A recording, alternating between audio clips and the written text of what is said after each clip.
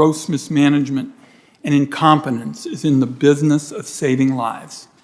That's precisely and unfortunately what the Finance Committee meets to discuss today.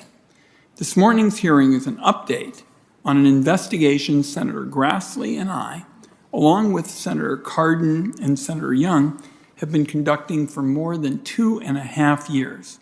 It examines the network of dozens of organizations that manage organ transplants, and particularly the group that oversees and coordinates them, the United Network for Organ Sharing, or UNOS. We've reviewed 100,000 UNOS documents totaling more than 500,000 pages. Before I get to specific findings, I want to frame what we've learned as simply as possible. Far too many Americans are dying needlessly because UNOS and many of the transplant organizations it oversees are failing and seem uninterested in improving. These issues involve an alphabet soup of acronyms and organizations, so I'll start out with a bit of background. A 1984 law created the first computerized system to match sick patients with the organs they need. It was named the Organ Procurement and Transplantation Network. Someone needed to manage that system for the whole country, so the government sought to contract an organization to run it. UNOS was the only bidder for that first contract in 1986. The contract has come up for bid 7 other times. UNOS has won all 7. Today, the network UNOS oversees is made up of nearly 400 members, including 252 transplant centers and 57 regional organizations known as organ procurement organizations, or OPOs. Each OPO is a defined geographic service network. A family sitting in a hospital room thinking about donating a loved one's organs does not have a choice of OPOs. Those are the important terms to remember here. When a kidney donated in Corvallis needs to get to a patient in Portland, that's where an OPO comes in. UNOS oversees the OPOs. As our investigation shows, UNOS is doing this job quite poorly. Serious errors in the procurement and transplant system are shockingly common. Between 2010 and 2020, more than 1,100 complaints were filed by patients and families, staff, transplant centers, and others. The nature of these complaints runs the gamut. For example, in a number of cases, OPOs had failed to complete critical, mandatory tests for matters like blood types, diseases, and infection. Our investigation found one patient died after being transplanted with lungs that a South Carolina OPO marked with the wrong blood type. Similar blood type errors happened elsewhere, and patients developed serious illness. Some had to have organs removed after transplant. Another patient was told he would likely die within 3 years after an OPO in Ohio supplied him with a heart from a donor who had died of a malignant brain tumor. UNOS did not pursue any disciplinary action. In a case from Florida, another patient contracted cancer from transplanted organs, and the OPO sat on the evidence for months. In total, our investigation found that between 2008 and 2015, 249 transplant recipients developed a disease from transplanted organs. More than a quarter of them died. Delivering organs has been another source of life-threatening errors. We found 53 such complaints between 2010 and 2020, as well as evidence that this was just the tip of the iceberg. In some cases, couriers missed a flight. In others, the organs were abandoned at airports. Some organs were never picked up. Many of these failures resulted in organs being discarded. It's reasonable to assume that many more errors are going unreported. Why? Because filing official complaints with UNOS appears to accomplish zero productive oversight or reform. Organ transplant professionals repeatedly told the Finance Committee that the UNOS complaint process was, and I quote here, a black hole. Complaints went in, UNOS went quiet. In interviews with the committee, UNOS leaders have dragged their feet, dodged tough questions, and shifted responsibility onto others. Investigations and disciplinary measures rarely amount to much more than a slap on the wrist. Only one time, just once, has UNOS recommended that an OPO lose their certification. The bottom line is the failures we uncovered cost lives. Thousands of organs donated each year wind up discarded, including 1 in 4 kidneys. Yet according to federal data, roughly 6,000 Americans die every year while waiting for an organ transplant. This kind of mismanagement has a disproportionate impact on minority Americans. African Americans, for example, have a greater need for kidney transplants than from other demographic groups. The Centers for Medicare and Medicaid Services recently issued new standards for OPO performance, and more than a third of OPOs are failing to meet them. Fixing what's broken could substantially increase the supply of life-saving organs available for transplant. Finally, another area of the committee's investigation has examined the IT, the information technology used by UNOS to run the transplant network. The system is outdated, mismanaged, and insecure. Using such decrepit technology to run the transplant network puts lives in danger and puts sensitive data at risk, and apparently there is no solution in sight. In a report issued last year titled "Lives Are at Stake," the U.S. Digital Service flatly concluded that UNOS does not have the technical capability to modernize the system. I'm going to close like this. If you looked at the staff at UNOS and many of the nation's OPOs, I would wager the vast majority are hard-working, good people doing their best to save lives. The glaring issues uncovered in our investigation stems from failures at the top, leadership failures. Our investigation is ongoing. It's clear the system needs reform badly. We're going to keep digging into issues at UNOS and the OPOs, as well as the policies that need changing at the federal level. This is not a partisan subject. Everybody wants the system to work with as few errors as possible. We've been conducting a bipartisan investigation on this for some time. I want to commend Senators Grassley, Cardin, and Young. The three of them have been working very closely with us. This is a thoroughly bipartisan inquiry. I want to thank Senator Cardin, who's here, Senator Grassley, who's here. I also see Senator Thune here, so we're going to have a lot of members interested in this. I saw Senator Warren as well, and I want to thank our witness panel for joining the committee today. Senator Grassley. Yes, thank you, Mr. Chairman. Today we want to discuss about the U.S. Organ Procurement and Transplantation Network and its government contractor overseeing this program, the United Network for Organ Sharing. In 1984, Congress passed the National Organ Transplant Act, a bill co-sponsored by the late Senator Orrin Hatch, a friend of mine and former chairman of this committee. A few years later, in 1998, the federal government contracted with the United Network for Organ Sharing to oversee the transplantation network. The network performs 3 critical functions on behalf of the federal government: policymaking, technology delivery, and oversight of member compliance with its policies and with its procedures. However, more than a decade now, government watchdogs and the media have questioned the adequacy of the network's oversight. That's because of multiple reports of fraud, waste and abuse, criminality, deadly patient safety, and failure to recover organs. Some have even observed that the network is 15 times more likely to lose, damage, or mishandle an organ in transit than a passenger airline losing its luggage. I've written about all these issues and more going way back to 2005. Sadly, the federal government has only recently begun to take action. As a result, thousands of organs go to waste each year, resulting in lives lost and billions of dollars wasted. This system is even worse for people of color and rural residents, who are less likely to get on the wait list and less likely to find a match. At least amongst themselves, the network's senior leadership admits these facts. One official's response to these concerns was to suggest rural Americans were dumb and should be just moved somewhere else to obtain life-saving treatment. And of course, that attitude is totally unacceptable. Now, a bit more about the investigation into the network.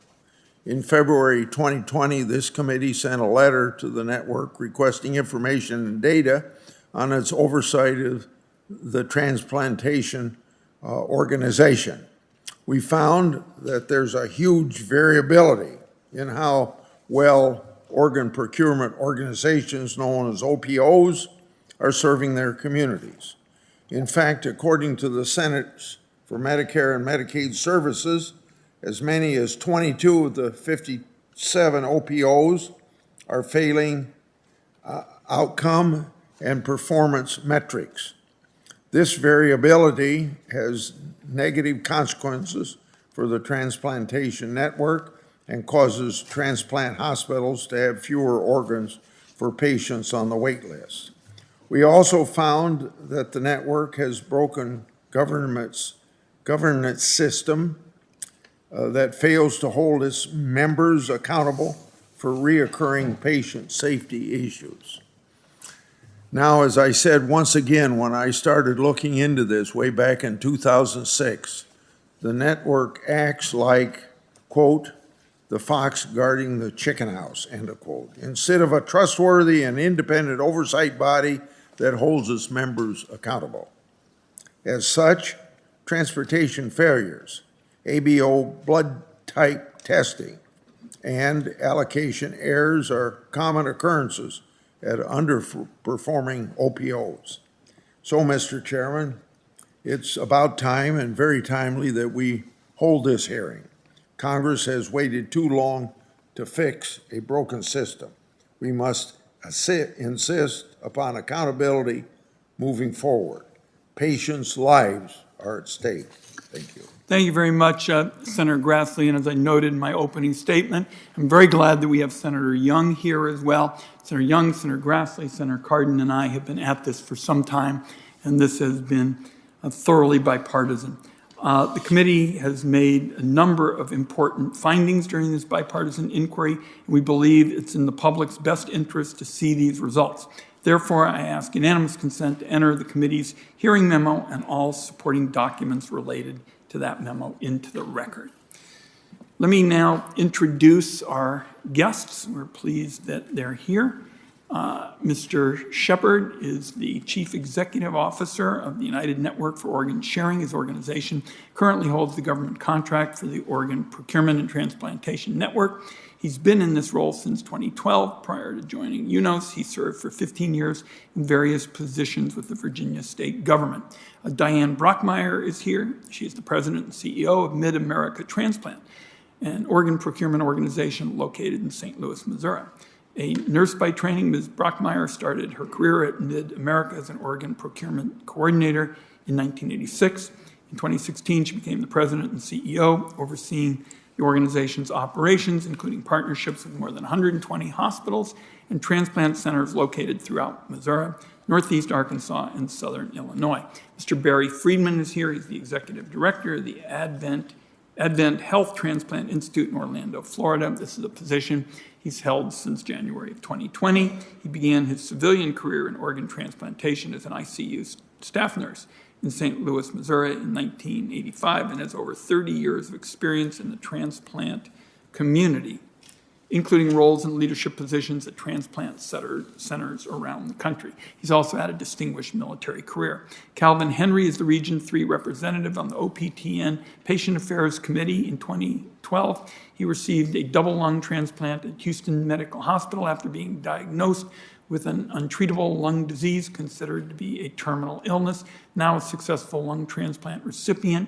He runs marathons. Mr. Henry has a professional background in health information. He also volunteers as a patient mentor for his local transplant center in Georgia to connect those on the wait list with educational and financial resources.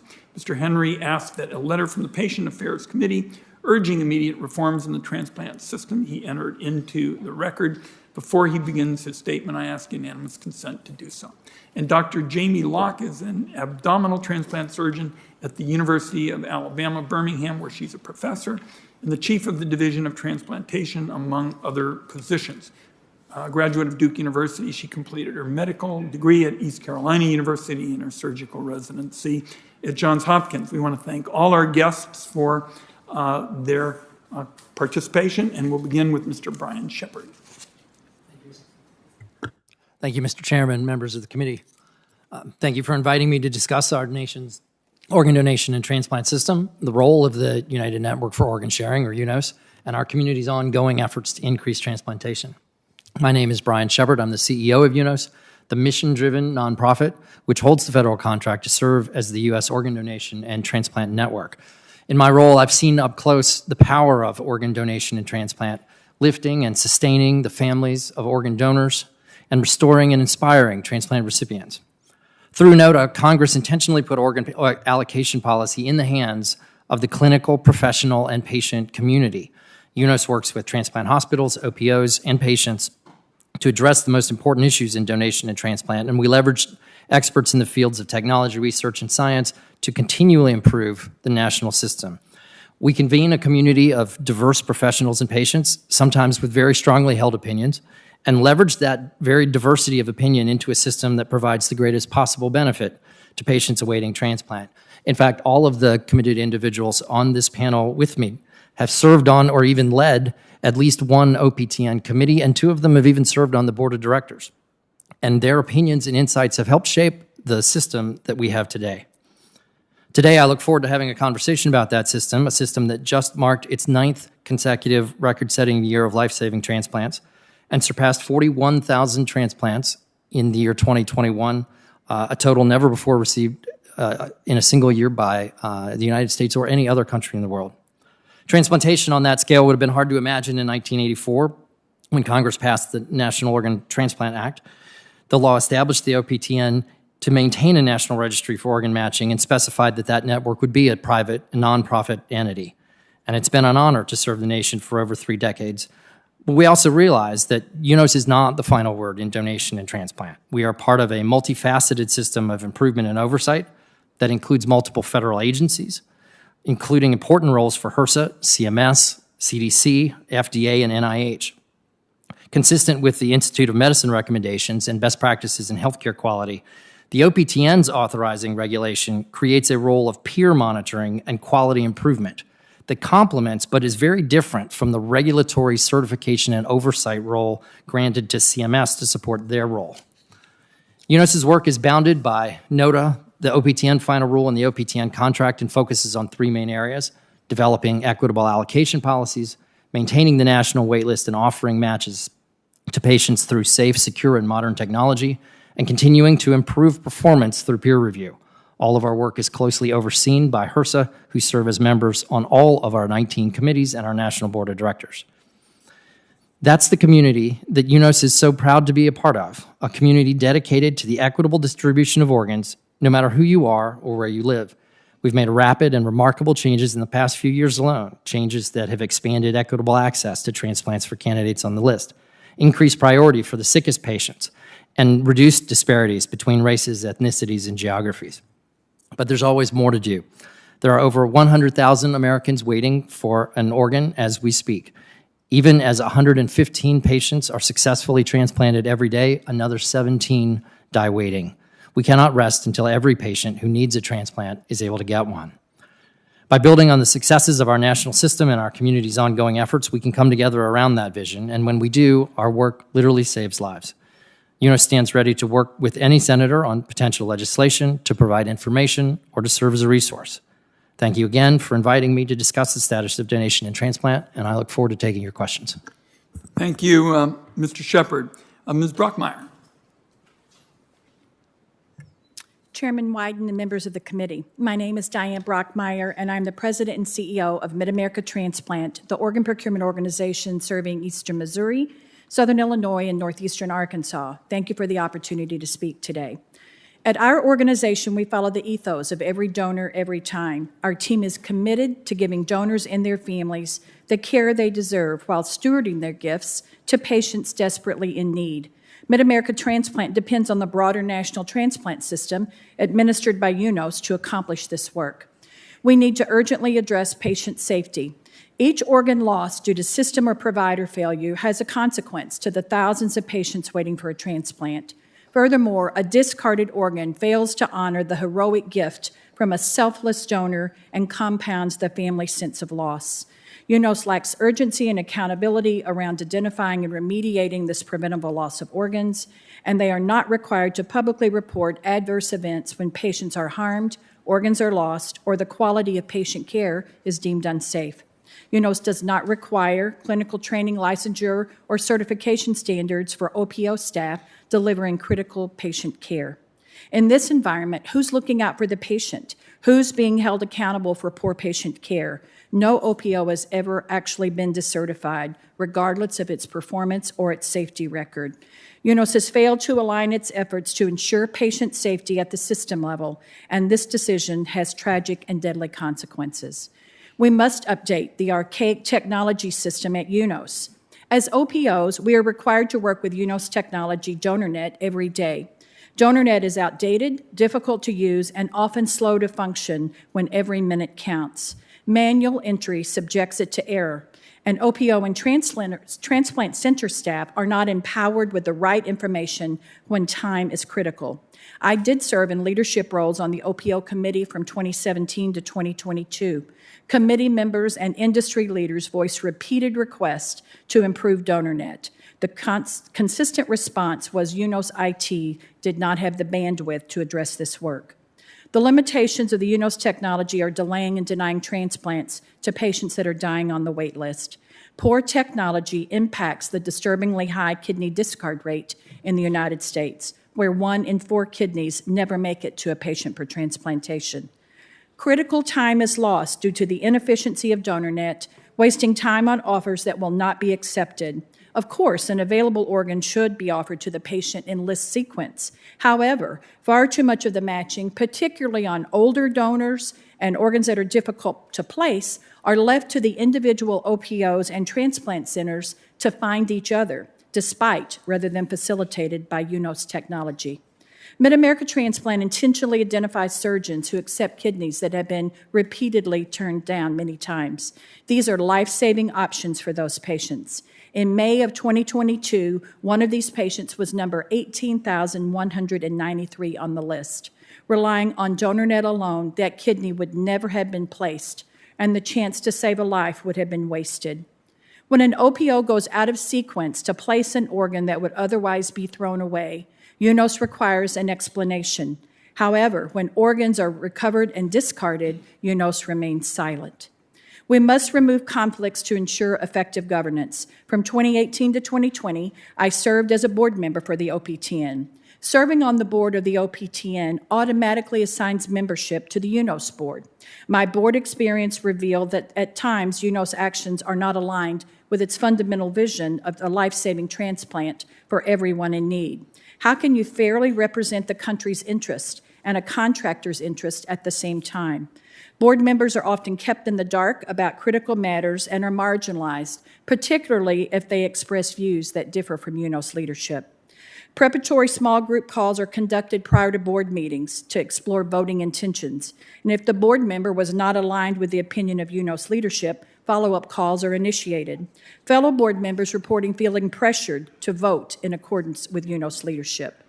I implore the committee, along with CMS and HRSA, to ensure those who speak out in support of system reform are not penalized. Patients deserve a transparent, accountable system that works on their behalf.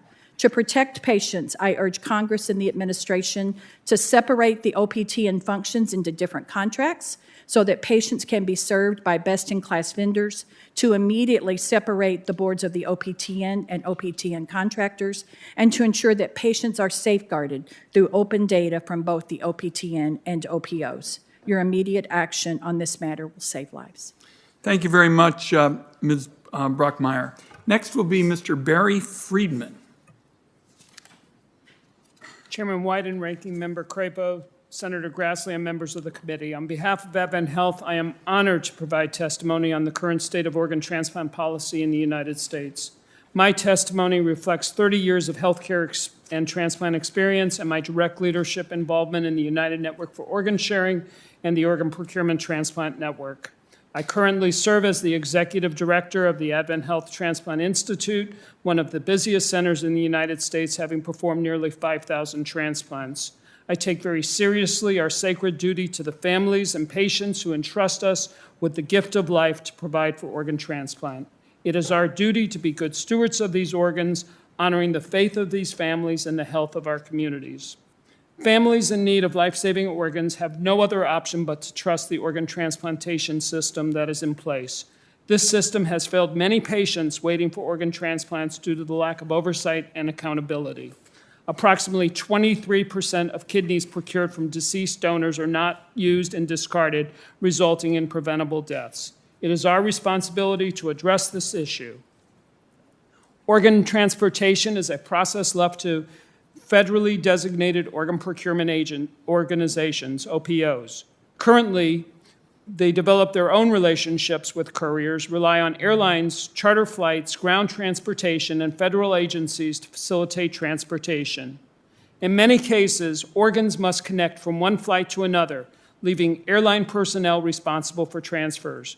While anyone can track their Amazon or FedEx package, there is currently no consistent way of tracking these life-saving organs. The transplant community promoted the use of GPS tracking organ shipments, and UNOS piloted an organ tracking system. This system was not dependable, therefore we opted out, and now we're working with a company that uses less expensive, higher quality trackers and can monitor shipments in real time. Currently, there is no requirement for OPOs to use tracking systems. Data availability and transparency are key to improving organ procurement, and UNOS has not proven capable in providing this function. OPTN technology has significant interoperability challenges and lags behind other technology platforms. This contributes to a fractured flow of information between OPOs, donor hospitals, and transplant programs. I also believe there's a conflict of interest related to the management of IT functions by UNOS, as the IT tools they offer transplant centers come with additional costs, despite these being essential for the safety and management of organs. UNOS is not effectively screening organ donors so that they can be quickly directed to transplant programs. UNOS asks centers to voluntarily opt out of certain organs via a filtering process. As a result, OPOs waste valuable time making organ offers to centers that will never accept them. Time wasted equates to prolonged cold ischemic time and organs not placed, resulting in lost organ transplant opportunities. This creates a vicious cycle that disadvantages patients on the wait list. Due to the limited expertise that UNOS has in the placement of organs, it would be best if they were no longer responsible for the development of organ placement practices. The UNOS policy-making progress lacks transparency. Currently, OPTN board members concurrently serve as the board members of UNOS, which creates a conflict of interest that contributes to this lack of transparency. UNOS committees are formed in a vacuum. There is no call for nominations and no data shared with the transplant community to explain the rationale behind decisions that create policy change. A perfect example was recently during the kidney allocation change of policy, where a geography committee was formed. This committee created an inequitable distribution of organs. The committee was instrumental in creating this policy, which resulted now in a high kidney discard rate, which also caused increased costs and challenges with transportation. Most importantly in this equation, we are jeopardizing the trust of our most precious resource, organ donors and their families, and the recipients of those who receive these organs. The challenges that I have detailed to you are fixable, and we need to re-empower the UNOS membership and increase patient advocacy representation within the policy-making process. We can implement interoperable technology increase transparency, adopt real-time GPS tracking of organs, and improve organ offers with the placements of friendly strategies and reduce organ discard rates. We applaud the Senate Finance Committee for listening and learning today, and thank you for providing the United States of America the opportunity to maintain this stellar clinical care for patients who require life-saving organ transplants. Thank you very much, Mr. Friedman. Next, we're going to have Mr. Calvin Henry, who I believe is going to be testifying virtually. Mr. Henry, you out there in cyberspace? I am. Wonderful. We'd like to hear from you. Good afternoon, Chairman Wyden, Ranking Member Crapo, and members of the committee. My name is Calvin Henry, and I serve on the OPTN Patient Affairs Committee as the Region 3 representative for the Southeastern United States and the U.S. territories of the Virgin Islands and Puerto Rico. I am also a double lung transplant recipient of 9.5 years and have spent much of that time as a dedicated patient, advocate, and direct support of organ transplant candidates and recipients, organ donation, and as a strong proponent for system-wide improvements in transparency throughout the organ procurement and transplantation process. It's a privilege to be invited here today to share my thoughts. Let me share a bit about my experience navigating the transplant system. 15 years ago, I was diagnosed with a terminal lung disease, later identified as scleroderma, and informed that my only option for survival was to receive a double lung transplant. I was told, however, that I was unlikely to receive one and that I should just begin making end-of-life preparations. The next several years after that diagnosis were perilous. On 3 separate occasions, I nearly lost my life due to the adverse effects of the disease. I was also diagnosed with achalasia, a serious and disqualifying disorder for transplant. The rejection I received from that program launched an arduous solo effort without the assistance of any organization to locate another program that would take me on as a patient.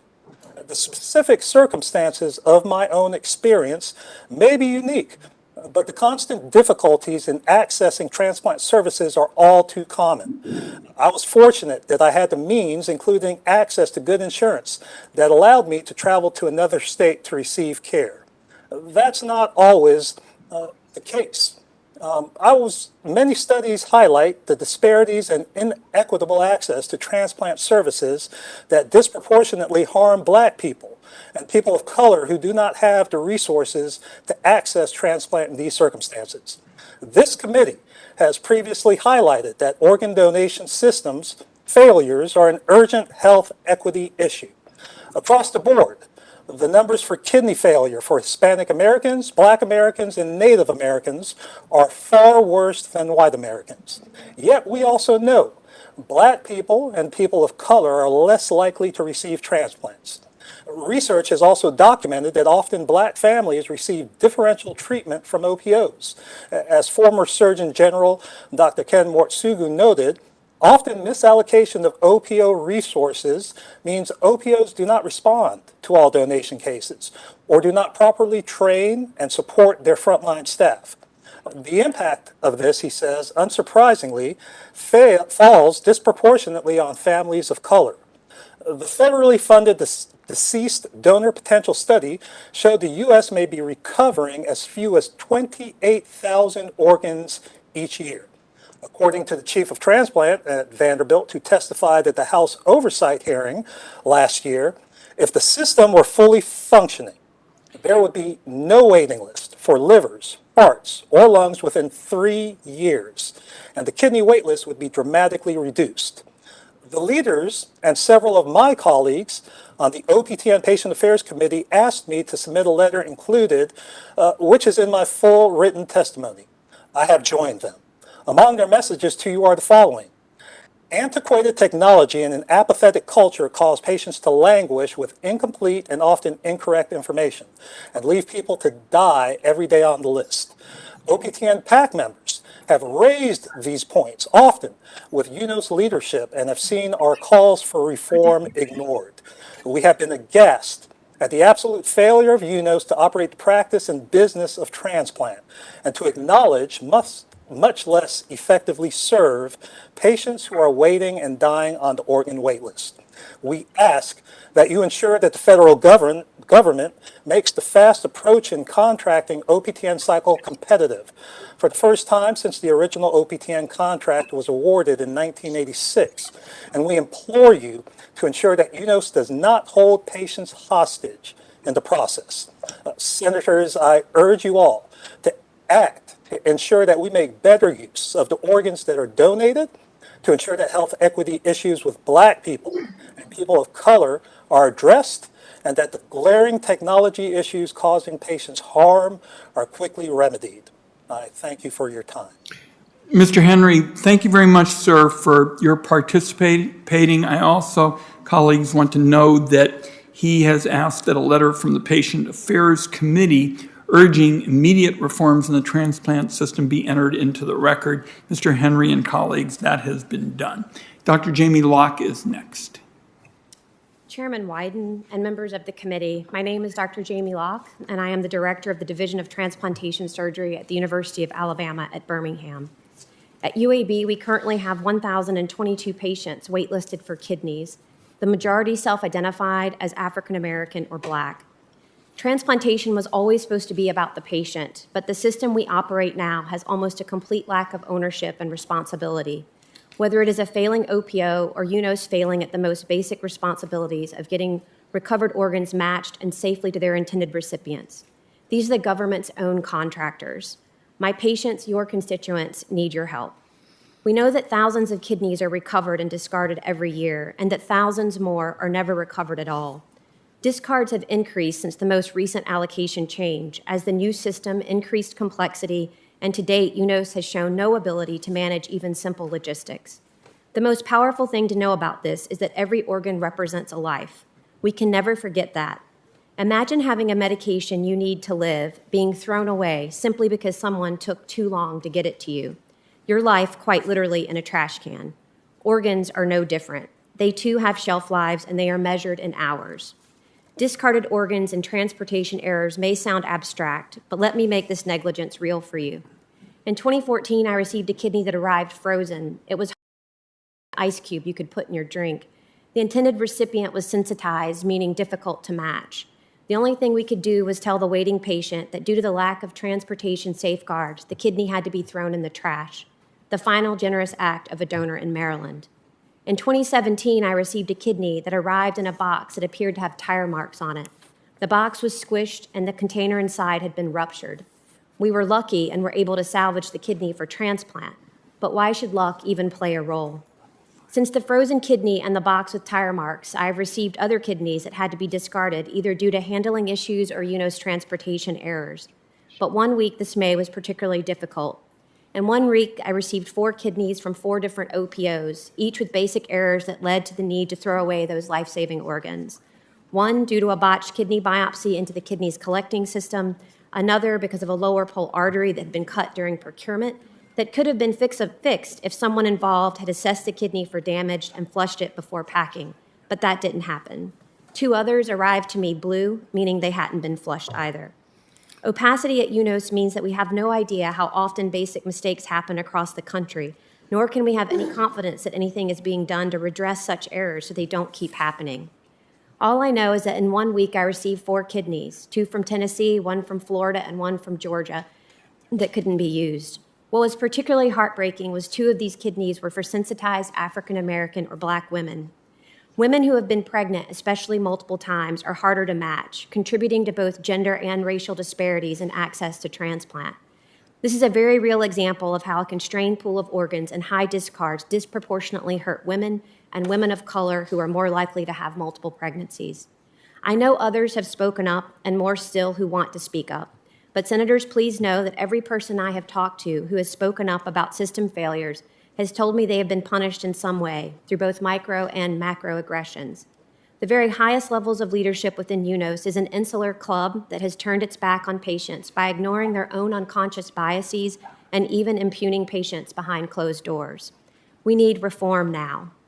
I am asking for your urgent help on behalf of my patients and all the other patients waiting around the country. Number 1, immediately separate the OPTN board from any of the boards of any contractors. Number 2, Bring in real experts to ensure our patients are served by the best of the best in each field, separating out key functions of the OPTN, including policy, technology, and logistics. And number 3, ensure that patients are safer by holding all contractors accountable through public adverse event reporting and immediate redressing of problems. One final and critical point, I can't tell you how disturbing it was to read of the way UNOS has allegedly held the UNOS transplant system hostage. According to the Washington Post, quote, UNOS also has at times even threatened to walk away and continue operating without a contract despite the fact that it would be illegal, end quote. Doing anything to jeopardize patients, even threatening to walk away, violates a basic principle of health care. It's called patient abandonment. You simply can't do that or even threaten to do that. I would lose my medical license for walking away from a patient. If it is true that UNOS has suggested that it might walk away or not cooperate with the transition to new contractors, that would make it an organization that cannot be responsible for taking care of lives. There is very little in healthcare that has the immediate life and death stakes as organ transplantation. Please realize that every day that passes with these failing systems in place means more of our neighbors will die. My patients need the Senate to act. Thank you. Thank you all. And these are terrible accounts that you've just given us, Dr. Locke. The idea that kidneys arrive with tire marks, there are reprisals against those who speak the truth about the inefficiencies and gaps in quality with respect to these services. I mean, this is really a wake-up call, and you've delivered it powerfully, and I thank you all. Let me start with this question that a number of you have referred to, the issue of the recovered organs being discarded. And obviously, the purpose of the transplant network is to match organs with patients who need them. Unfortunately, 1 in 7 organs recovered by an organ procurement organization is not transplanted, and a rate, as far as I can tell, that is increasing and has been since 2018. For kidneys, the most needed organ, the situation is even worse. 1 in 4 recovered kidneys are discarded before transplant, a rate that is also increasing. Now, obviously, there are instances where an organ cannot be transplanted for legitimate medical reasons. But in the course of this finance investigation, we discovered an endless number of cases of organs being discarded because of errors at the OPOs. In several cases, organs were discarded because they were delayed or lost on their way to a transplant center. In another case, a heart was discarded because an OPO had a policy disagreement with the hospital. And yet, in another case, an OPO literally threw 2 kidneys in the trash immediately after recovering them. So, Mr. Henry, let me start with you. We've got over 90,000 people waiting for a kidney transplant in this country, yet 1 in 4 kidneys recovered are not being transplanted. So my question to you, Mr. Henry, you've been a patient advocate and spoken eloquently today. How does this high discard rate and the practices that are being documented and you found, how does this affect the public's willingness to donate when they hear this? Well, first hearing about the, in my mind, inexcusable recovery rate is absolutely heartbreaking. And, you know, we talk about the fact that a little over 90,000 kidney candidates are on the waiting list and 106,000 total organ recipients. As an advocate, I'm asked to go out into the community, which I willingly do because organ donors save lives. So I willingly and eagerly advocate for organ donation. But when you hear about this high non-use rate, we think we're asked to donate and ask for donation, but the individuals, the OPOs, UNOS, that are in charge and are supposed to be the stewards of ensuring efficient recovery don't seem to be doing the job necessary. So again, it's absolutely heartbreaking. So, Mr. Shepard, we've got this tremendous sacrifice by donors and families. You heard what Mr. Henry said, all the time and money and effort, and recovered organs aren't being translated into patients who need them. Is it acceptable that 25% of kidneys are being discarded? Is that okay with you? No, Senator, absolutely not. So it's not acceptable. We find that number to be entirely too high and think that every missed opportunity for transplant is a tragedy. So why are they too high? And what are you doing about it? There are any number of reasons that an organ would not be used. There are a few that are specific operational events at OPOs, and I think your research and your review of MPSC files shows you that. I think a much larger number are simply deemed not viable for transplant by the centers that they're being offered to. One of the things that UNOS is doing about it, and just adopted a new metric for our evaluation of transplant centers. This year, we've adopted a metric to measure transplant centers on their organ acceptance rate. So in the past, we have measured them, and we still will, on their post-transplant success rate. How long do their patients last? How long do their grafts last? But now we'll also be measuring transplant hospitals on whether or not they're accepting organs at an acceptable rate. Ms. Brockmeyer, do you think that's the heart of the problem? I mean, Mr. Shepard says the big problem is you've got high discard rates because the transplant centers are refusing organs for medical reasons. That seems pretty far-fetched to me, but I'd like your thoughts. Certainly, Senator, there are at times opportunities when we would discover that a potential donor might have cancer or something during the intraoperative procedure. So those kidneys obviously could not be allocated for transplantation. So on occasion, yes, sir, that does happen. But the cumbersomeness of the technology by which we can identify the best homes for those kidneys certainly complicates and I think compounds the discard rate. Yeah, that's to me the heart of the problem is that yes, there are medical instances where it's warranted. You said that, I've said that. I think that's the consensus sentiment. But I think the heart of the problem is the system doesn't work and it's way too cumbersome and inefficient. And we've got to turn it around. Senator Grassley. I would like to have any one or two of you that could answer this question to do it. You heard me in my opening comments refer to the fact that the system doesn't seem to be fair to racial minorities or people living in rural communities. So what are your efforts underway to understand the root causes and help make the system fairer to patients on the waiting list, to explain the factors that result in the disparity for minorities and rural populations in the process, and how can the federal government address the problem if we have to be involved in addressing it?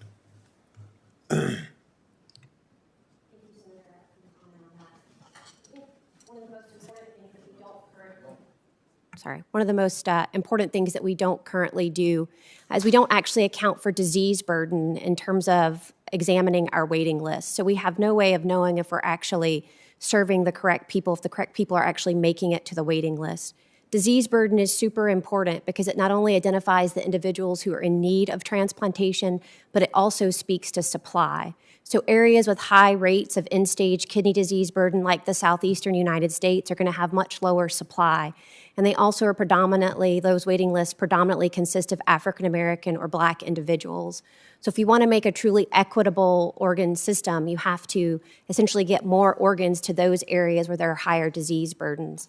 I think the other thing is that we have to have more focus on how we approach donor families and make sure that we have cultural competence as a part of our OPOs and how they approach families to ensure that we're not marginalizing minority families with regard to the organ donation process. Okay. Mr. Shepard, UNOS has responsibility to conduct oversight of membership. There's little indication that your organization is capable of doing it. If, in fact, this committee found that less than 40% of all patient safety cases are referred to the Membership and Professional Standards Committee, which is responsible for monitoring member compliance with the Transplantation Network's policies and procedures. How does UNOS staff determine what cases are referred to this committee? Thank you, Senator. UNOS staff refers cases to the MPSC, that's the peer committee. And again, our statute and regulation require us to use peer review to do the the quality improvement work that we do. Our staff use a rubric approved by the peer committee. The peer committee have given them a set of guidance rules to say, these are the types of cases that we would like to see. These are the types of cases that, when you evaluate them, do not need to be referred to the committee.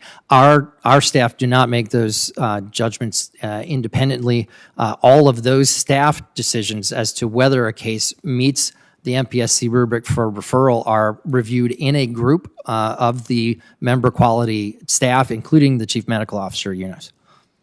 Well, with the committee's findings in mind, should your organization reevaluate its oversight efforts so that more cases are referred to the committee? And if you would disagree with that, why not? I would say one of the things that the committee, our conversation with your staff have led us to understand is that the current committee may not be as aware of some of the past decisions that past committees have made in establishing those rubrics. And so we've created a new process where at the seating of each new MPSC committee, we go over that rubric so that each committee can endorse, amend, or otherwise alter the description of what types of cases they would like to see and not simply rely on what a past committee has decided. Mr. Friedman, in 2021, the U.S. Digital Service found that UNOS can't properly modernize its IT system and that its core systems are fragile. This is concerning, especially since the organization is the only government contractor responsible for making transplants possible. Can you give us an example of a time when UNOS's technology caused an adverse patient safety event? And generally, do you think Advent Health is getting the best value with regard to the services offered by UNOS? Senator Grassley, I believe the IT system Push the red button. Senator Grassley, I agree with you that the IT system is fractured. You're off. Let me try one more time. Yeah. Senator Grassley, I agree with you that the IT system is fractured. There are situations where organs are not offered in a timely manner. The IT system that UNOS currently utilizes does not allow transplant centers easily opportunities to turn down organs or ensure that the right organ is going to the right patient. I also believe with IT technology, as I stated, monitoring organs and organ placement. When I was in the military, I did aeromedical airlift. My crews out of Scott Air Force Base knew where I was worldwide with my patient. I can't even get a kidney that's 20 miles away from my transplant center with UNOS thinking that it was in Miami when it was actually in Orlando, 20 miles away. The lack of IT systems, the lack of technology has caused harm potentially to patients or delayed patient treatment or increased the cost of care for patients. This is deplorable and needs to be fixed. Thank you, Senator Grassley. Senator Cardin. Well, thank you, Mr. Chairman. Let me thank you for your leadership on this issue. I want to thank our witnesses today. Our committee report verifies our fears that the system today is badly broken. And our witnesses today have reinforced that view. That's a tragedy that needs to be corrected. Unless you have transparency, unless you have accountability, there's no way that you can correct the system. And if those that want to report a problem are retaliated against, it makes the matter much, much worse. If we have to change the law to accomplish that, then we have to change the law to do that. I'm hearing about numerous mistakes in harvesting and preparations and matching and transportation, but if you don't have timely knowledge of those errors, you can't correct those errors. And from what I can tell is that most of these errors are being hidden rather than acted upon and changed. So, you know, all of us are involved in buying products that are tracked, and we're amazed at how we can see where it is at every step of the process. The technology is widely utilized. So, Mr. Shepard, let me just ask you about the technology that you're using. According to our reports, your system has crashed on several occasions. And then when your system is down, you can't do the match, so time is lost. We're seeing all these challenges. Is there a financial problem as to why you can't update the technology? Is there a reason why we can't get much better performance on vital organs being tracked or matched? What's the problem here? Senator, the OPTN IT system that UNOS operates has 99.99% uptime. It is a highly reliable system. We are audited annually by HRSA. My information shows it had 17 days down since, I think, 1999. That's not In correct? 23 years, yes, sir. Okay, well, every day there is a loss of life, isn't it? That's the total amount of time over the I course hope that of our 23. That national certainly is defense not. system isn't down 17 days a year. The system has never been 7 down days for a day. And to my knowledge, and I have not been at UNOS since 1999, but to my knowledge, there's been maybe one event that was longer than an hour, and that was 3 hours. But the total amount of time since 1999. So you're adds up to satisfied 4 with your minutes a month. technology? You think you had the right technology? You're satisfied with your tracking systems now? You think everything is okay? We constantly improve our technology. We're subject to 3 million attempts a day to hack into the patient database, and we successfully repel them all. So we are never satisfied with our technology, but we do maintain 99.99% uptime. We disagree with the USDS analysis of our systems. I understand you may feel that you have restrictions by law, that you can't do certain things, but then you should try to change those laws if the system isn't working right. What I don't understand is I've heard so many examples here of mistakes that need to be corrected, whether they're surgical mistakes, whether they are testing mistakes, whether they are shipping mistakes or matching mistakes, and they're not being corrected. Why aren't you proactive in working with us if laws need to be changed so that we can get a higher efficiency on making these organs available? We would be happy to work with the committee and anyone who is interested in legislation that would improve the safety of the system. We work directly in a peer review process with OPOs and transplant hospitals for any either an incident, and many of our incidents, nearly half of our incidents that are reviewed by our peer committee are self-reported. Self-reported should be. That's a good thing to have self-reported. Yes. Dr. Locke, who retaliates against people who are making, or you mentioned intimidation factor about making reports. Can you just shed a little more light on us as to what is happening out there? I've personally had people come up to me and make comments. I signed a letter along with other members of Region 3 related to some of the emails that were unsealed that disparaged our population in the southeastern United States. And I submitted that letter to UNOS along with other colleagues from Region 3 and had two different board members approach me about and suggest that I should not have done that and that was inappropriate. And so it makes it very challenging. That's just one example. I have other colleagues who feel that they've been blocked from being on committees and other things. And we have all been silenced at our region meetings on more than one occasion when we've spoken up about what we think is not appropriate. We've been told that's something that you can't vote on, that you can't present data, that only they control the data that can be presented. And certainly we are members of the OPTN, and the purpose of those meetings is to be able to have representation and have dialogue about what we think is going well and what's not going well. And it's incredibly prescribed, and we are routinely silenced. Well, thank you for coming forward. I appreciate it. Thank you, Mr. Thank you, Senator Cardin. And I also want to note this important question you asked Senator Cardin about all the mistakes that are taking place. As far as I can tell, there's pretty serious operation for keeping them secret. The committee was forced to issue a subpoena to obtain information from UNOS on the number and nature of safety events that were reported to it. So this whole question that Senator Cardin is talking about additional transparency in dealing with mistakes, I think is very much on point, and I thank my colleague for raising it. Next in order of appearance will be Senator Portman.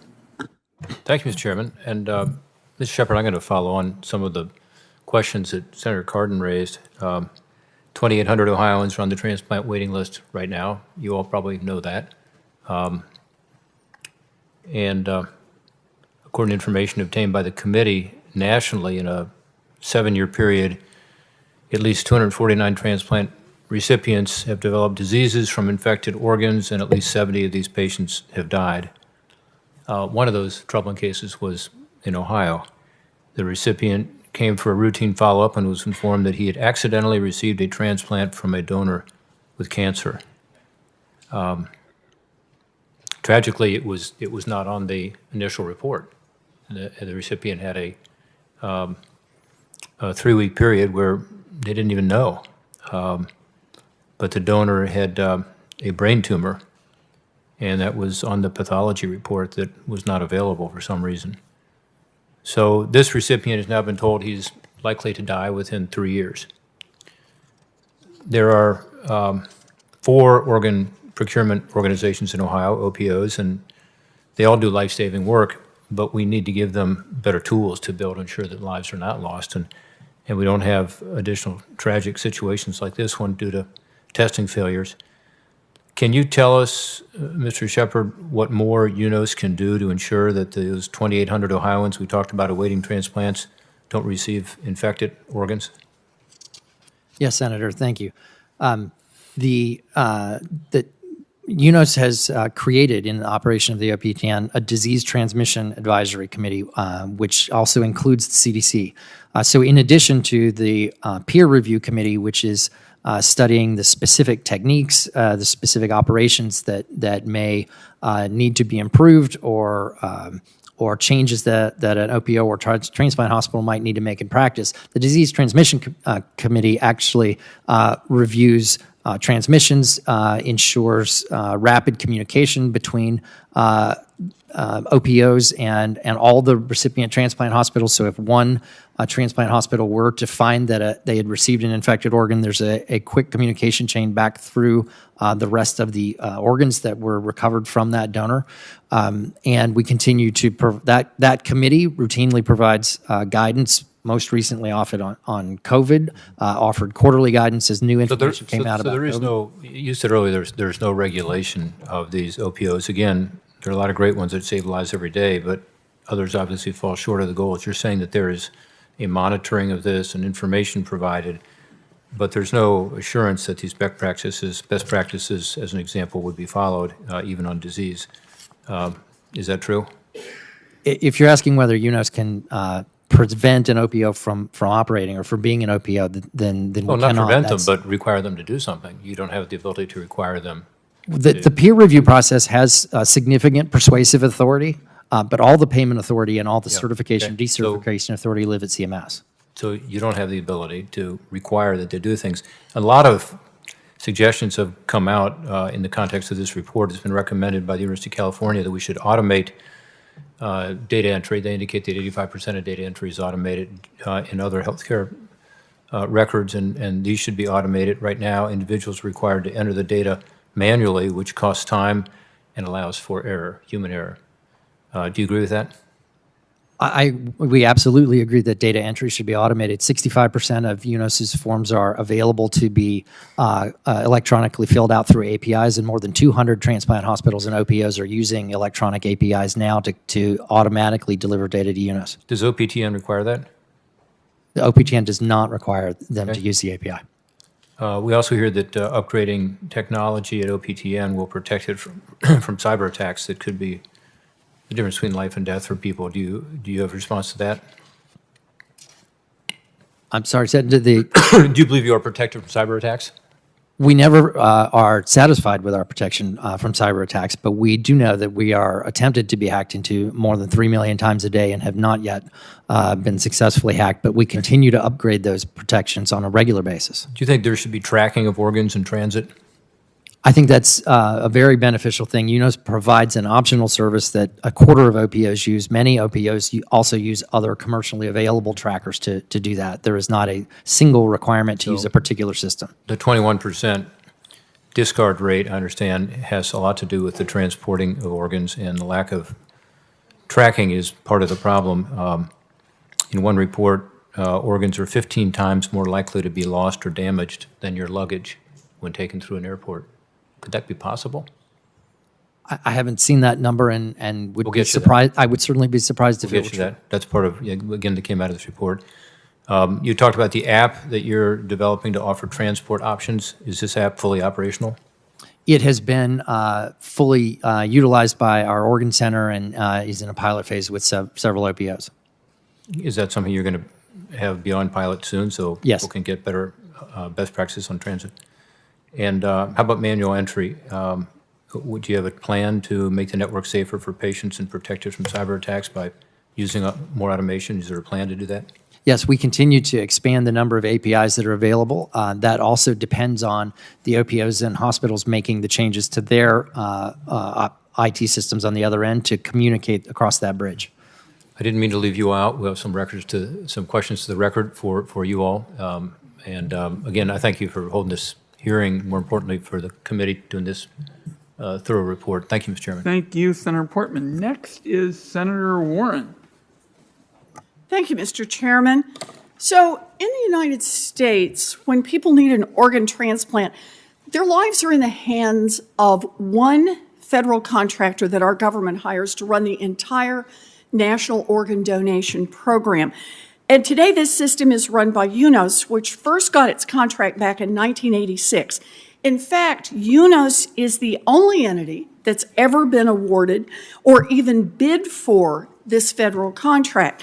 Now, UNOS is responsible for overseeing local organ procurement organizations, or OPOs.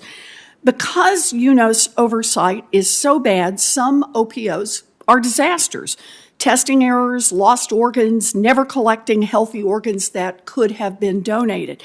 And without competition, the organ transplant system overall has become a dangerous mess. Right now, UNOS is 15 times more likely to lose or damage an organ in transit as an airline is to lose or damage your luggage. That is a pretty terrible record. Mr. Shepard, you are the CEO of UNOS, and we have documented these problems, and you've received more than 1,000 complaints in the last decade alone. So tell me, in the 36 years that UNOS has had the contract to run our national organ system, how many times has UNOS declared its OPO members, any OPO members, not in good standing? 2 times, Senator. 2 times. So that's it, 2 times. UNOS has run the program for 3 decades, and in the past 10 years, it's received over 1,000 complaints. At least 249 recipients have developed diseases from infected organs after a transplant. At least 70 people have died from those diseases.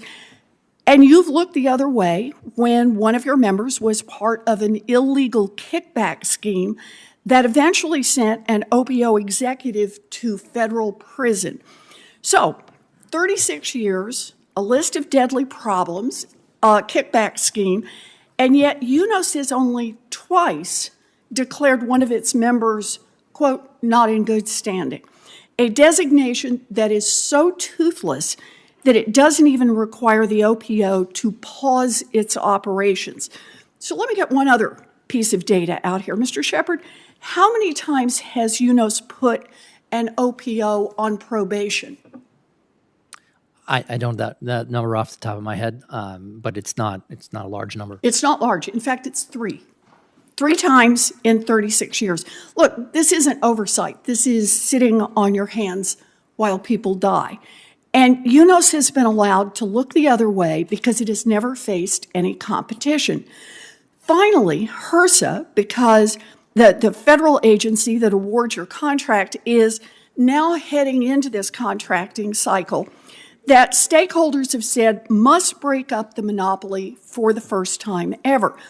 But faced with the prospect of accountability in the past, UNOS has demanded tens of millions of dollars to hand over the archaic technology system that it developed with taxpayer funding.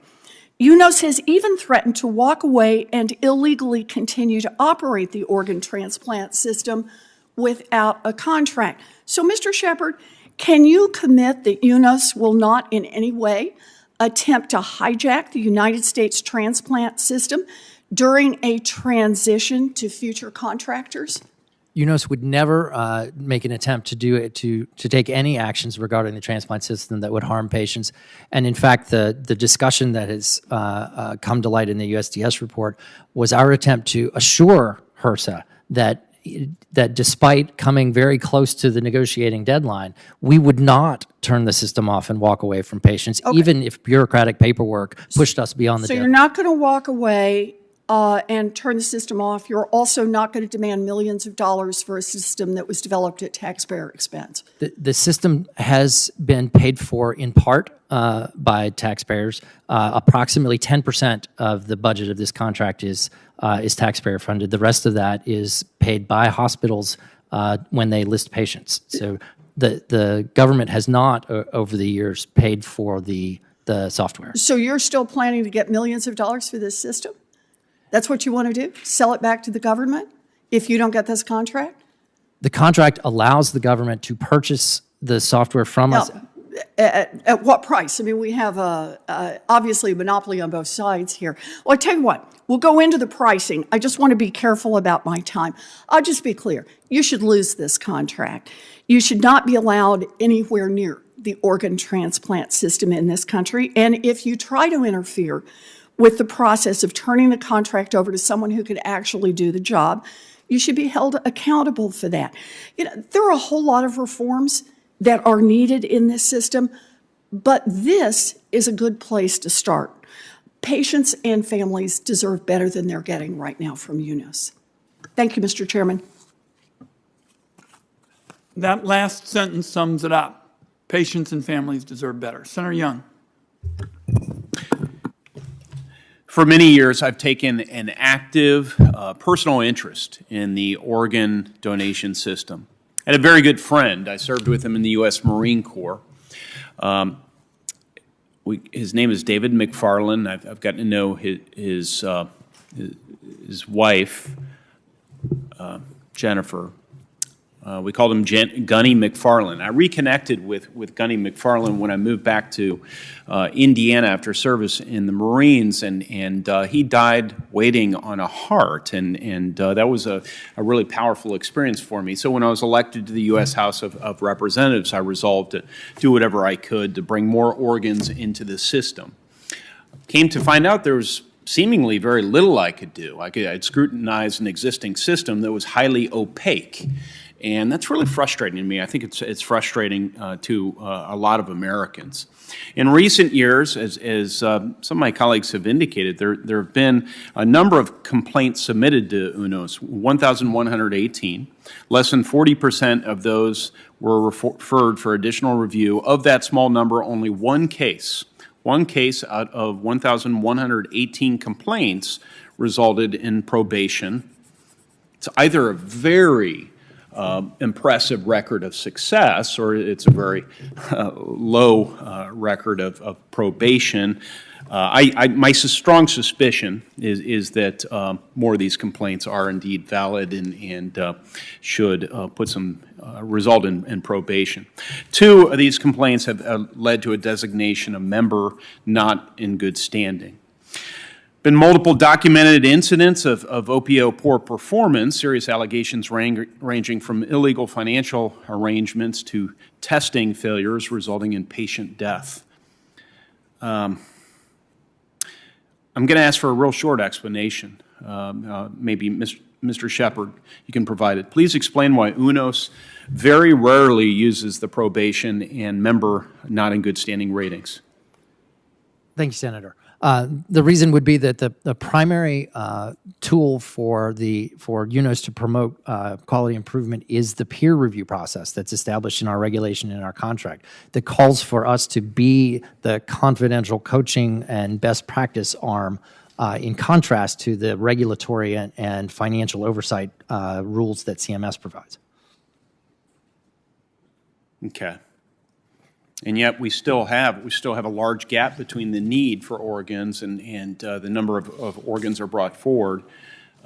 It doesn't seem like we're rewarding success. It doesn't seem like we're holding people accountable for falling short of success. Once an OPO is designated not in good standing, Senator Warren referred to this as toothless. It does seem toothless to me. I'll give you an opportunity, Mr. Shepard, to disabuse me of that notion and indicate for me what penalties or sanctions are actually placed on an OPO when they are designated not in good standing.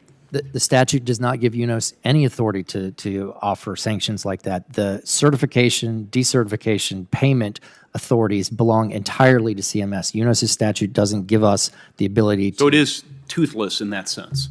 It is designed to be, by regulation and contract, it is designed to be a quality improvement process, in contrast to the oversight process operated by a federal agency. Okay. What corrective actions must occur for the OPO to get back in good standing? It depends on the situation. A member not in good standing is generally in an environment where multiple things have gone wrong, where there seems to be not simply an incident, where an organization with a strong culture can recover from an incident.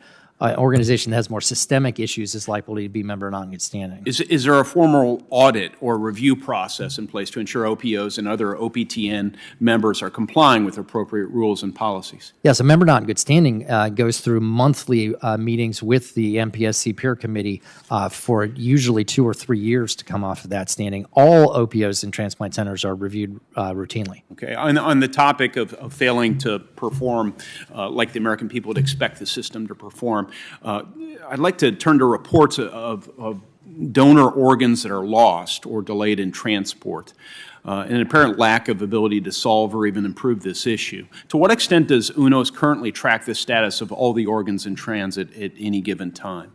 UNOS does not coordinate transportation or track organs in transit. We do provide a service that OPOs can use to use GPS trackers. Some OPOs use ours and some use other commercially available products. So why is it that, and how does UNOS plan to optimize organ delivery if you don't have 100% visibility into where they are at any given time? I think that the GPS products that we offer and that other people offer are valuable, that do help in the delivery of kidneys. Only kidneys travel unaccompanied, so this is a kidney issue. But I do think the GPS trackers are valuable, and I think that's why you've seen more and more OPOs using them. Okay. I mean, my son can order a pair of shoes or a toy and get a pretty good sense of where it is at a given period of time. This is life-saving, of course, in so many instances. So. It seems like that ought to be locked in. So, okay. Well, we'll continue. I know that the chairman and ranking member have made this a real priority. My colleagues, many of them have been dialed into the importance of this issue for some time. Others are beginning to get energized and animated about it, and I'm encouraged by that. So. We will keep fighting on behalf of our constituents. Thank you, Chairman. We will, and thank you for your participation. Before we go to Dr. Cassidy, just very quickly, colleagues, I want to make a point that's clear for the record. Mr. Shepard has said twice with respect to this whole question of the power to decertify an OPO that CMS has the power to do it. UNOS also has the power to refer an OPO for decertification under the OPTN final rule. That has been done exactly once. So I just wanted it understood with respect to making sure the committee's got what's really going on with respect to decertifying OPOs. Dr. Cassidy. Mr. Shepard, before I go into some of the other stuff, I just would like to ask procedurally. According to committee staff, they have on multiple occasions sought documents relevant to the committee's inquiry, and you were not cooperative, that records were not given, that after a committee issued a subpoena to UNOS on February the 3rd, UNOS continued to withhold relevant information from the committee without asserting a recognized constitutional, federal statutory, or federal common law privilege, etc. Finally, information was given with redactions. But these redactions were not of patients. It was not HIPAA compliant. It was of senior OPO employees, time zones, addresses, and other contextual information. Now, first, why was UNOS refusing to respond to subpoenas, and why were you stonewalling and, by all accounts, hiding information from the committee? Thank you, Senator. We did not refuse the subpoena. In fact, we explained that because of the peer review protections of the evaluation process, the MPC process, that it required a subpoena to open that box. So the and to subpoena allow was me to- given, and then you continue to withhold information from the committee without asserting a recognized right to do so. So what happened there?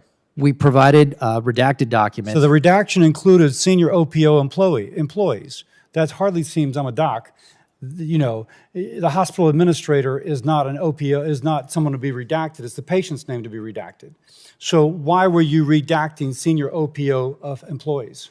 Because the participation, the full and frank participation in our peer review process is what we believe leads to full understanding of adverse events. We asked if the committee staff if redacted versions would allow them to understand how our oversight worked and how what had happened in these events. They said no, and we submitted documents that were unredacted. Okay. Now, next. You mentioned the transport system. And I think a lot of what's going on here, as you mentioned earlier, almost ironically, it seems, continuous improvement, quality improvement. But it seems as if that's been lacking in UNOS. I'm a doc. I was a liver specialist. I had a lot of patients who died on lacking transplants because of the lack of organs. I worked among poor patients. And I had a lot of patients who died, just like Dr. Locke, who were black with renal failure and couldn't get transplanted. And so the remarks of your board member are particularly insulting to the patients to whom I cared for many years. And I had a sense from the indignation that Dr. Locke shares my indignation. I don't know if you allowed her to continue to serve on a board. It's amazing that she would have been after revealing such prejudice. That said, my Louisiana OPO tells me that they asked UNOS for a tracker, that they didn't hear back, that they emailed more. We need more trackers. They didn't hear back. 7 weeks later, they get an organ, a kidney. They ship it. It gets lost in transit because they don't have a tracker, and eventually it expires. Now, if this is a continual quality, whatever, improvement process, and they were relying upon you, they say their emails weren't being answered. Now, what kind of breakdown do we have in a system where emails aren't being answered, much less where the trackers are not being sent, which results in a kidney being lost and therefore a patient going without the transplant? Senator, I'm not aware of that situation. It is disturbing and certainly something I'll look into. I know the leadership of the OPO, and I certainly wish if they had had trouble getting an answer. Well, they said they emailed they emailed the organization twice, and Dr. Locke has this specific incident in her testimony, so apparently it was known outside of Louisiana. It just seems like a failure of an organization. Okay. What case would you make for UNOS continuing to have the contract that CMS would award? What would give us confidence that there'll be a change in direction where there's a responsiveness to emails, I need a tracker, and then the obvious failure when the tracker doesn't come and an organ is lost and the patient doesn't get her transplant? What case could you make? I believe that by bringing together the transplant and donation community, UNOS has a unique understanding of how organ donation and transplant works. I don't understand the particular situation, and I'd certainly find that as troubling as you do. But I also think that UNOS has a long track record of promoting increases in transplantation and equitable transplantation. We have a public equity tracker that says that once listed, rural patients and African-American patients are transplanted at very similar rates to other patients. It's getting to the wait list that is the real equity challenge. I think UNOS has a long track record of success, and while there are things that we can improve, and we do every day, I do think that it's a strong organization that has served patients well. We've heard a lot of testimony today and committee reports that suggest that's not the case. With that, I yield. Thank you very much, Dr. Cassidy, and very important questions. And I'm just going to walk everybody through what we've turned up with respect to transportation of organs, because this is a major focus of the committee's investigation. We asked about it. UNOS told us, and I quote, "It does not collect transportation data on a national systematic basis." That strikes me as a showstopper kind of response. UNOS doesn't track if donated organs arrive at transplanted centers. How in the world can we give people confidence if the organization that runs this says that. Turns out UNOS only tracks the shipments they handle themselves, 4% of organ shipments. Even in this very small sample, dozens of organs are thrown away each year after transportation. UNOS doesn't know if the other 96% of shipments are just as bad because they don't ask. UNOS hasn't made any policies on safe organ transportation, and OPOs are not required to report these issues. And when complaints about transportation failures are made, UNOS doesn't even reply. So, Dr. Locke, you have been outspoken about this whole area with respect to the deficiencies in UNOS's operation. Tell us a little bit more about organ transplant problems and what your response from them has been when you have reported problems with transportation. Thank you, Senator. Obviously, people have described that we have about a 25% kidney discard, so 1 in 4.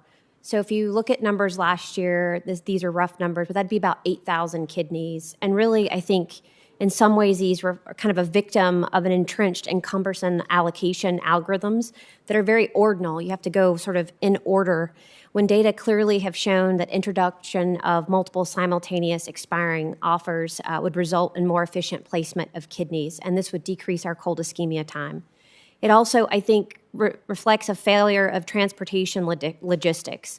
So if you take UNOS's Organ Center, they have a very rigid system, for example, for finding flights and lack either an ability or interest in thinking outside the box. So for example, if there are no direct flights from California to Birmingham, Alabama, instead of looking for a flight from San Francisco to Atlanta, understanding that a courier could then pick it up in Atlanta and drive it the 2 hours, they'll instead put it on a flight from SFO to Atlanta and allow it to go to cargo hold overnight, where it literally is rotting, if you will, and we're putting extra time on it. Let's make sure everybody gets this. You're saying you've seen instances of something being put in cargo hold when it is very likely to rot.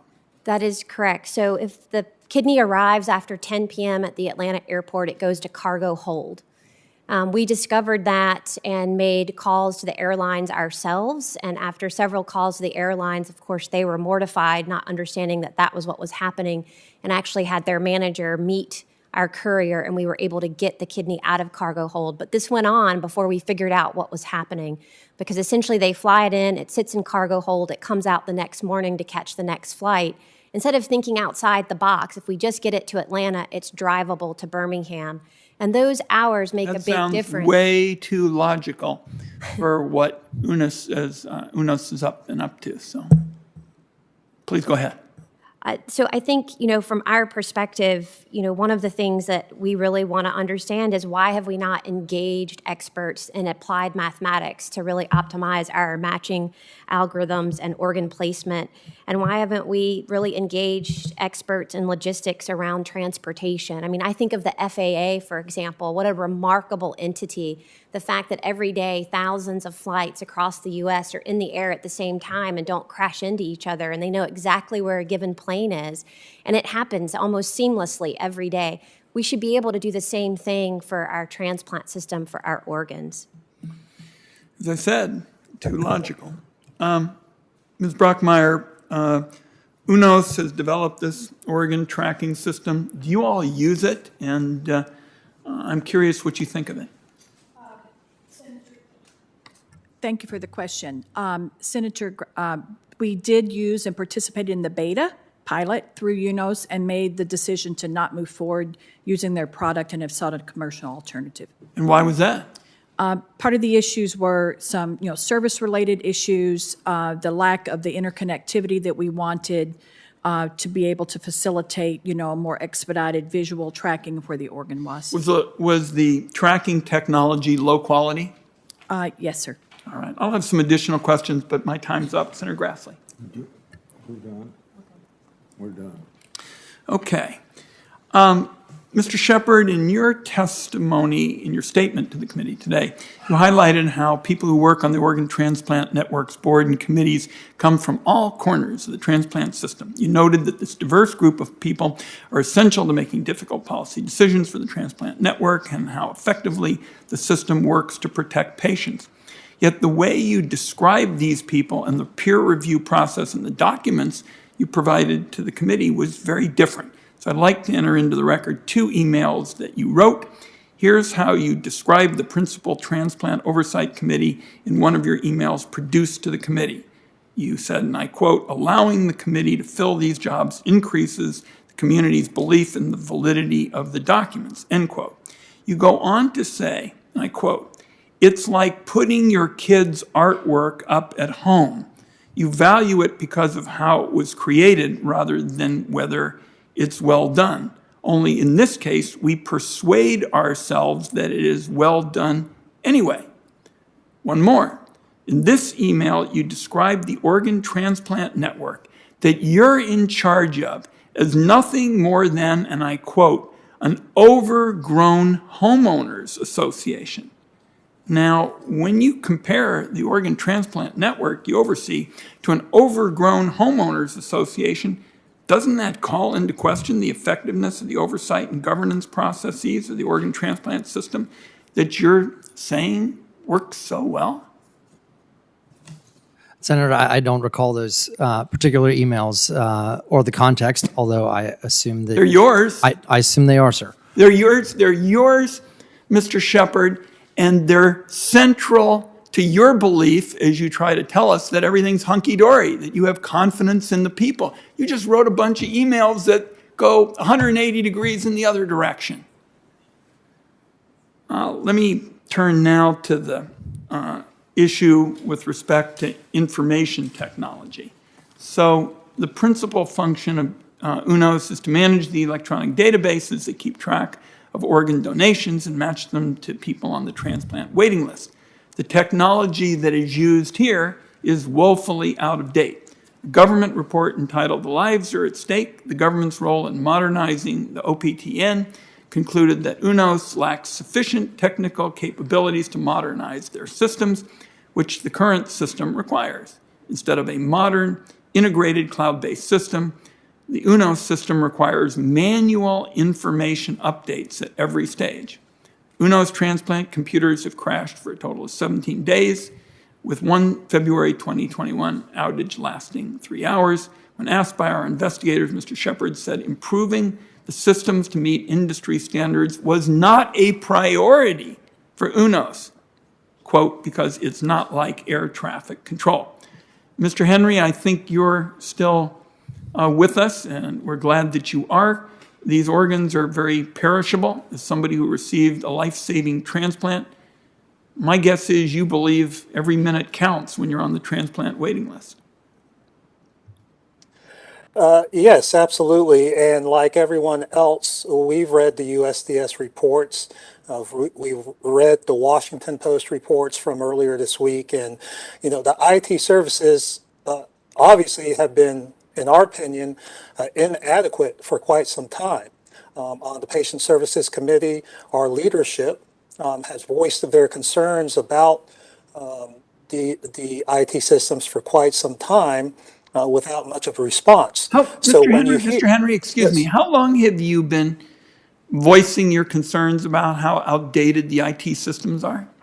I'm speaking in this instance about the patient affairs leadership. I've been recently appointed as a representative for the Patient Affairs Committee this year.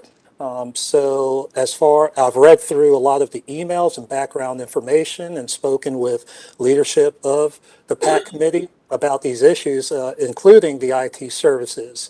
And that is what I'm referring to as far as our concerns about the IT systems being voiced, but not addressed. Okay. So you are correct, Senator Wyden. Every minute counts, every second counts. When we hear about downtime as a result of IT issues, those are lives that are potentially lost, patients dying while IT systems are down. Again, heartbreaking issues that we feel should be addressed. So, Ms. Brockmeyer, again, because you're on the front lines, tell us your experiences with UNO systems, and let's talk, for example, about something like DonorNet. Why hasn't that been modernized? The response, Senator Wyden, that we were provided when the committee that I was chairing asked repeatedly about improvements was that there wasn't bandwidth within the UNOS IT department to address those problems. So they just didn't have current technology. I can't say what garnered the response, but that was the response. You don't have bandwidth for something that's a priority. That says your technology is not up to date. All right, let's go next to OPO failure rates. Again, like everywhere in our society, there are performers that do well and some that do not. But the range of performance of organ procurement organizations is massive. The high-performing OPOs successfully recover and transplant 4 times as many organs as the poorly performing OPOs. After several years of debate on how to improve the performance of the subpar OPOs, Center for Medicare and Medicaid Services adopted a rule setting performance standards for the OPO. When measured against these standards, more than 1/3 of the 57 OPOs are failing, not 1 or 2, 22. Ms. Brockmeyer, a lot of people in the OPO community oppose the CMS rule, including UNOS. When you see the large number of OPOs that are failing to meet the standard, I guess you can understand why. Your OPO is not one of them. Do you think the measure is a step in the right direction for holding OPOs more accountable? Yes, Senator Wyden. Our organization went on the record very early on in strong support of the proposed metrics. While they may not be perfect, it was certainly an improvement over what we had had year to date. The metrics are designed in such a way that everyone can accomplish that. We can all be Tier 1 performers. It takes a dedicated effort, the right staff, the appropriate training and resourcing to ensure that your OPO is available to respond every time the phone rings to ensure all the organs are recovered. All right, let's talk for a moment about the boards that are supposed to be overseeing these, because it looks to me like there's a serious conflict of interest here, and I'll send this to Ms. Brockmeyer, and perhaps you'd like to get to it as well, Mr. Friedman. The Organ Procurement and Transplantation Network, which is the formal title of the organ network that operates under federal contract administered by HHS, and UNOS, which is the contractor that operates the network and controls information about the network, have the same boards of directors, despite efforts by the government to separate them. That means the people who look out for the best interests of UNOS, the multi-million-dollar nonprofit, are the same people who look out for the interests of the entire organ transplant network. Sure sounds like a conflict to me. Ms. Brockmeyer, Mr. Friedman, UNOS claims the 2 boards must be the same. Okay, that's their claim. They've got to be the same.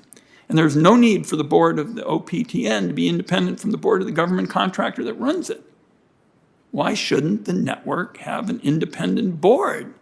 An independent board that can make its own judgments about whether the contractor is performing adequately. Your thoughts, Ms. Brockmeyer or Mr. Friedman?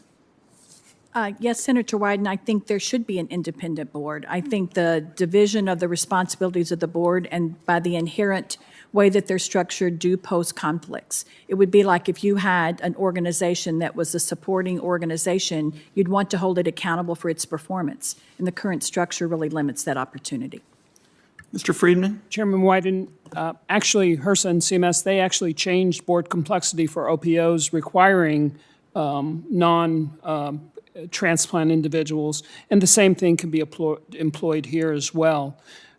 As we make organ allocation changes, people win, people lose. And what we've done in this country through the efforts of this board is really allowed individuals to express their opinion at the board level and the executive board level that were based more towards their own individual needs. And this has to change. And that's why I continuously at our Region 3 meetings continuously recommend that we separate that out and allow the membership of UNOS, this is a membership-driven organization, to bring us up to speed so that we have transparency and that we regain the trust of our providers, our hospitals, our OPOs, the patients, and the donor families. We cannot lose that trust, and I fully support you as the chairman of this to enact that immediately. That could be part of the contract. We're just trying to determine if we have any senators on the way.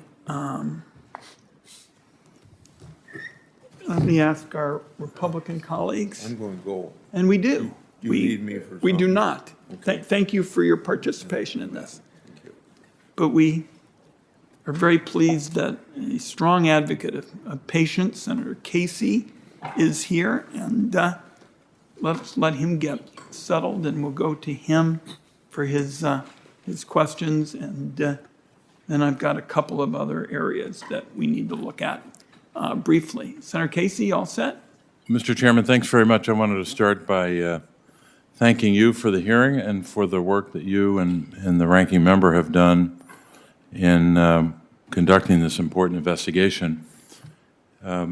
This is a subject area that obviously doesn't get nearly enough attention in Washington, and not so in the context of this hearing and the work that was done by this committee and the staff. All of that good work should be held up for commendation.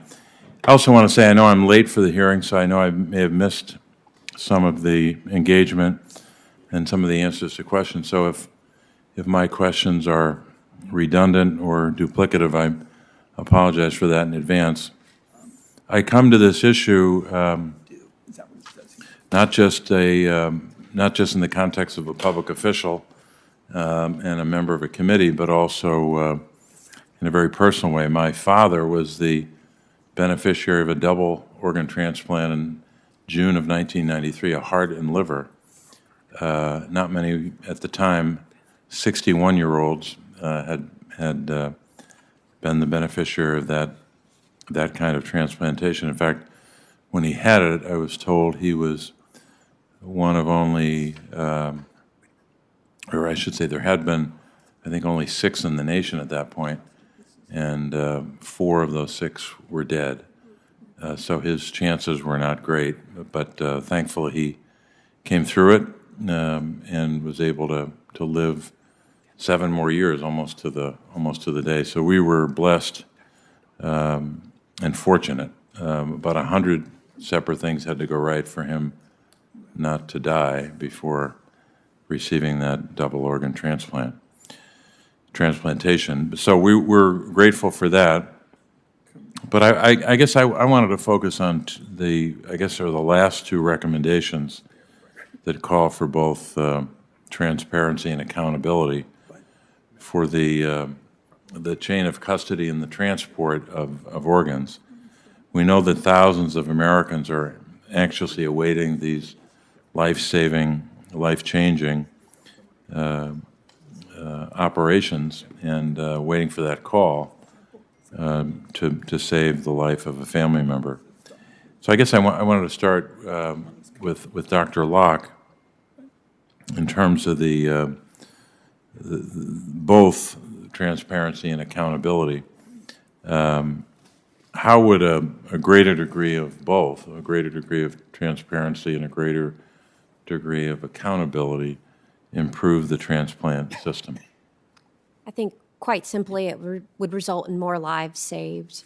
If you think about the 3 sort of areas that UNOS is supposed to oversee, so greater transparency and accountability around policy would have led us to address, for example, gender disparities in liver allocation much sooner. So in 2002, the model for end-stage liver disease was introduced, and we knew fairly quickly on that created huge gender-based disparities in allocation because serum creatinine, one of the measures incorporated into MEL, does not reflect kidney function in women as well as it does in men. It's just this year that we've finally updated MELD to address that, some 20 years later. So that's a policy example that should have been addressed much sooner, and there were multiple cries from the community to do so. If you think about transportation, I gave an example a minute ago, having a UNOS organ center that is really more flexible in their ability to sort of figure out logistics. So instead of thinking about trying to get a kidney from San Francisco to Birmingham and only looking at flights that get you all the way to Birmingham and having the kidney go from San Francisco to Atlanta, getting there so late that it gets stuck in cargo hold overnight like lost luggage, where it has increased cold time and is literally rotting until it can get on a plane the next day. And then as the surgeon getting that kidney and having to make the decision, can I use this? Is it going to be okay? Is there too much time? Am I going to put the patient at risk for a primary non-function, or should I go for it? Versus having the ability to get that kidney to Atlanta, have a courier pick it up and drive it to Birmingham and save about 12 hours of cold time. Those things really matter.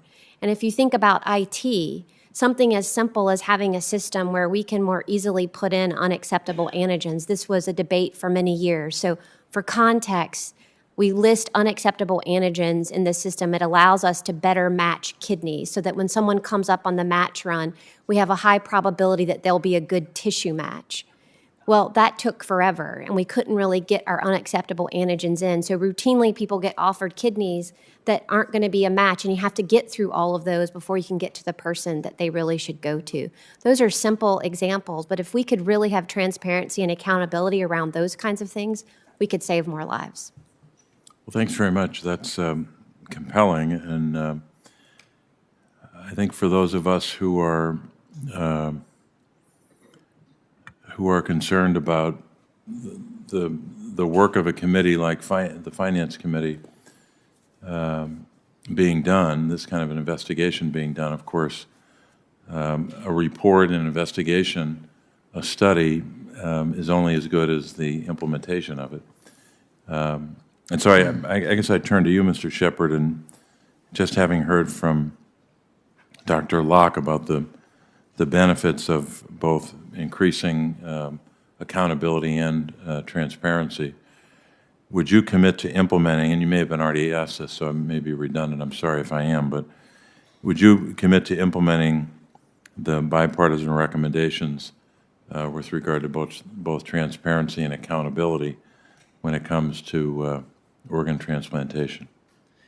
We are always looking, Senator, for ways to improve the process, and I look forward to receiving and reading the committee's recommendations on how to do that. I can't commit to them because I haven't seen them yet. Haven't seen the recommendations yet. Well, I hope that part of the follow-up of the work of the committee can be that kind of engagement with you and others, because we live in a world now where we can use technology and all the innovations that our economy presents to virtually have instantaneous retrieval of goods, or everything from ordering food to ordering groceries or goods online, and the idea that we can't have in place some of the practices and procedures and pathways to move organs faster, I hope would be something that would be the subject of history as opposed to where we're headed in the future. But look forward to talking to you more about it. But Mr. Chairman, thanks very much for your time, and I know I'm over, and I appreciate the work you've done. So thank you, Senator Casey, Chairman of the Aging Committee, which has a great interest in these topics as well. I need to make another correction in something Mr. Shepard said, and we're going to get close to wrapping up unless any other senators serving on the committee are here. Mr. Shepard told Senator Warren that only 10% of UNOS funds come from taxpayer money, and the rest comes from fees paid by transplant centers who add patients to the list. But the fact is, Medicare is the largest payer of the fees, for example, for kidneys.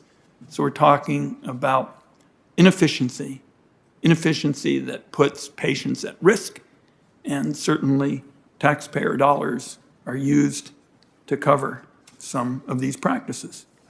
So we've been at it for a couple of hours, and this has certainly been an ominous portrayal that you all have made. We've heard about organs with tire tracks left. We've heard about organs left behind to spoil in airports.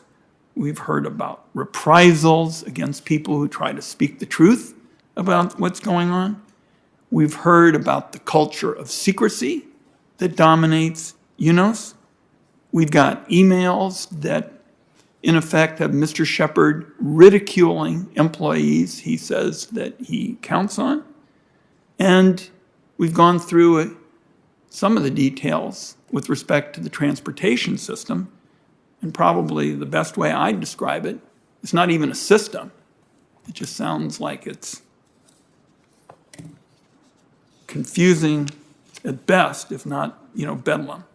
So we heard testimony from witnesses today, and certainly according to witnesses representing OPOs, transplant centers, patients, it's obvious that there are serious problems in the organ procurement and transplant system, and it is not keeping up with the demand for organs.